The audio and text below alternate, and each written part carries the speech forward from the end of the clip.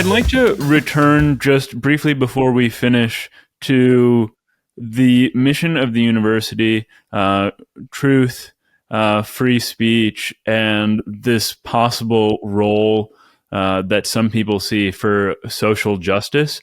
And maybe we should take anti-Semitism as an example, since it's long been a focus of your public-facing communication. And anti-Zionism certainly is a major part, I think, of university culture these days across the board, and something you notably opposed as president of Harvard.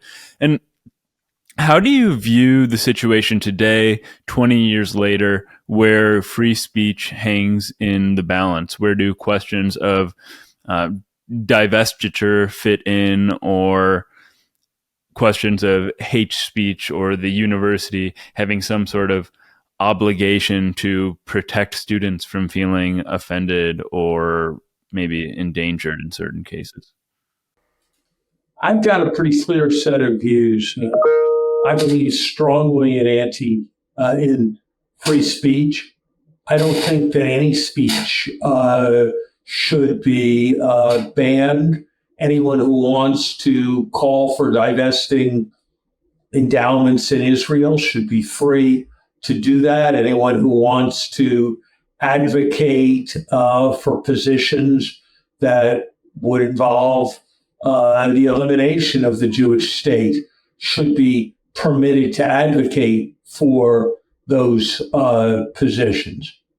I think it's the responsibility of university administrators to prevent the university being instrumentalized in support of any political cause, and certainly not highly problematic and anti-Semitic political causes.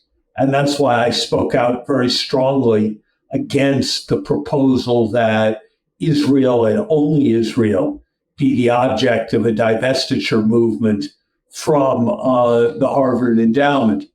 More broadly, the center of my thinking on this is that academic freedom does not include freedom from criticism.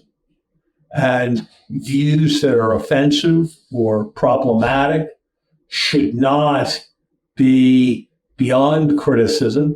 Indeed, it's the responsibility of those who disagree with them, and especially of those who see them as noxious, to be very critical of them. And that's why I have never questioned anybody's right to express any opinion, but I have also not held back from sharing my views about speech that I regard as ill-informed or morally problematic, and expect that I will continue to do so in the future.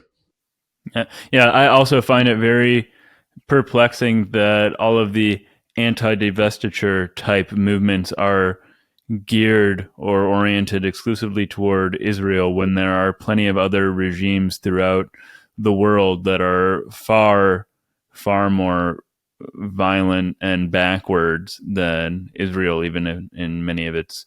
I think as the State Department definition of anti-Semitism, which has been endorsed on a bipartisan basis by state departments when we've had a Democratic president or when we've had a Republican president, makes clear, it is the application of a double standard towards Israel relative to other countries that makes the taking of anti-Israeli positions into potentially suspect anti-Semitism.